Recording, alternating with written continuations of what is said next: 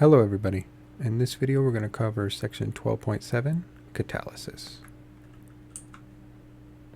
For our learning objectives, we're going to explain the function of a catalyst in terms of reaction mechanisms and potential energy diagrams, and we're going to list examples of catalysis in natural and industrial processes. So first off, what is a catalyst? A catalyst is a substance that can increase the reaction rate without being consumed in the reaction. So if you think about it, a catalyst can be very, very profitable and a powerful tool for us, okay? We could design a lot of reactions but have them proceed so slowly that it's not really feasible for us to make a product out of that. But if we can catalyze that reaction, we're not using up our catalyst, so we get to use the catalyst over and over and over again, and it allows us to produce things fast. All right.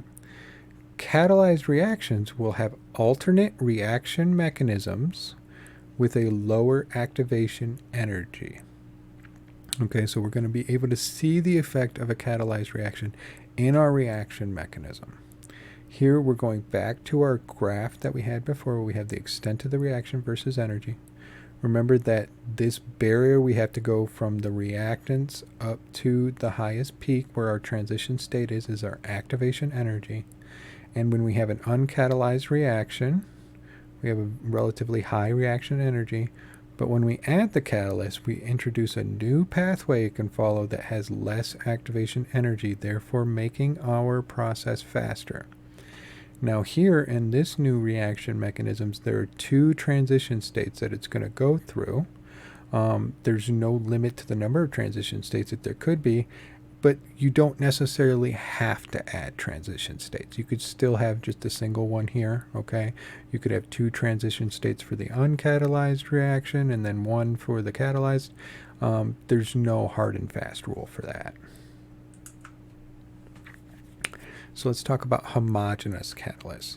A homogeneous catalyst is present in the same phase as the reactants. So if you had a solution, for instance, and both your catalyst and your reactants were dissolved in a solvent, then those would be a homogeneous catalyst. If you had, for instance, gas phase catalysts and gas phase reactants, those would be homogeneous catalysts. It interacts with the reactant to form an intermediate substance. Okay, and this is the same what we were talking about when we were talking about reaction mechanisms. It's going to form an intermediate. The intermediate decomposes or reacts with another reactant to regenerate the original catalyst and form the product. Okay, so we're consuming the catalyst in a first step and we're regenerating it in a second. Let's look at what that looks like in the context of our ozone example here. So we knew that this was the reaction mechanism for the uncatalyzed reaction, okay?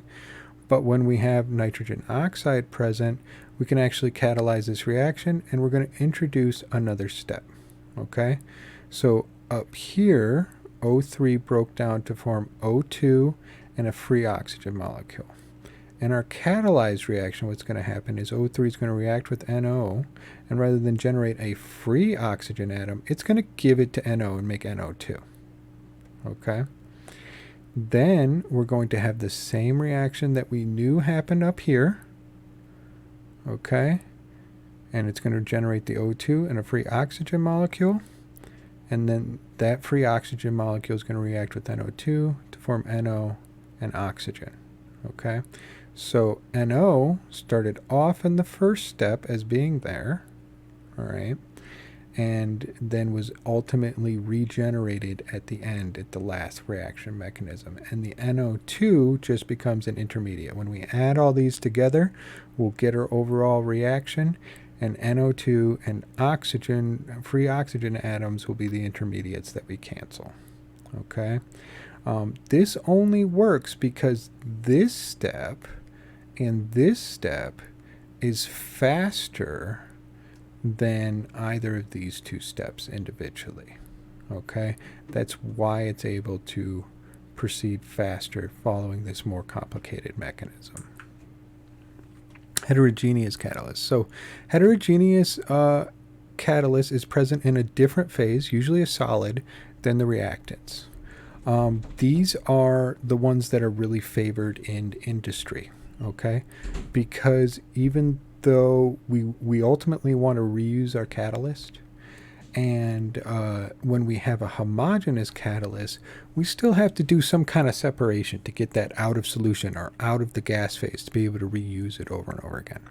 But when we have a heterogeneous catalyst, we can use simple physical means to separate it, especially if it's a solid. Now I can just pass a gas or a liquid over some solid surface, and I can get my catalysis, and I can just keep passing it over that over and over again.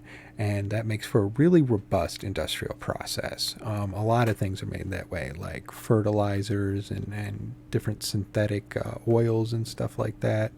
There's a lot of interesting chemistry that involves heterogeneous catalysts. They typically provide a surface able to distort and align the reactants.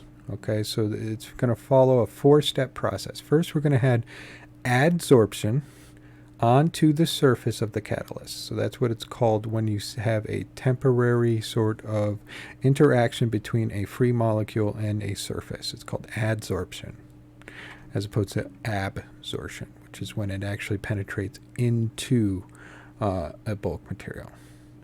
Then we're going to have activation of the adsorbed reaction. So that's going to distort the reactants to look like a transition state. Then we're going to have reaction of the adsorbed reactants. Okay, so being suspended on that surface can often bring them closer together and help facilitate collisions. Okay, at least close contact between them.